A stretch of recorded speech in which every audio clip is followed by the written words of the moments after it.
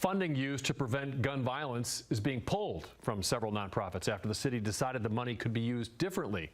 Wave News reporter Brandon Spencer talked to one of the organizations impacted and joins us live from their headquarters.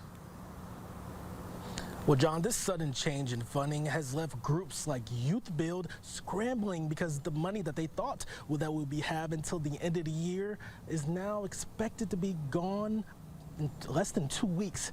But the city says that this decision makes room for more efficient and bigger programming.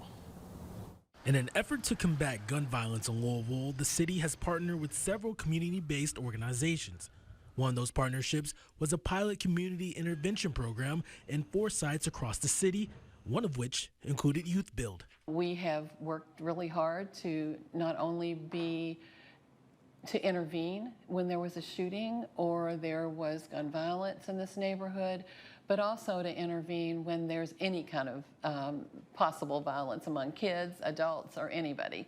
YouthBuild CEO and President Lynn Rippey says the nonprofit is a community development agency that focuses on youth education and job training, but also offers free meals and works with local schools to keep kids off the streets. We found out on July 5th that the contract that we had till the end of the year was would be ending on August 4th. And that, threw us into a kind of a panic because we're not going to stop serving this community. Rippey told me that they requested a meeting with the Office of Safe and Healthy Neighborhoods and were told that there was a hole in the budget and that funds would be used better, reallocated into one anti-violence agency.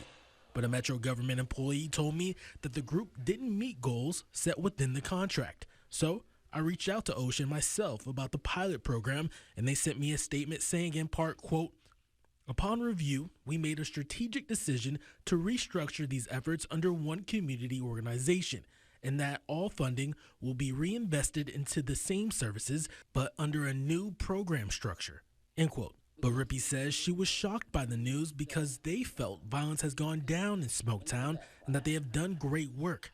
And while they currently have no clue where they will find the funding, Rippey says they refuse to stop doing the work. We had plans of how we were going to do it past December 31st. Now we're really in a position where we don't want to lay our staff off that love and work with this community and support them. And we know that we need to work with our young people. We need to be consistent.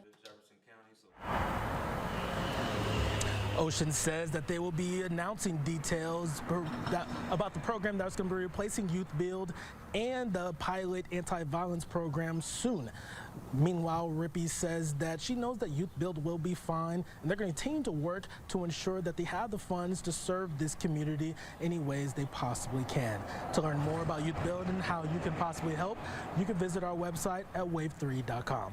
Reporting live in Smoketown, Brandon Spencer, Wave News.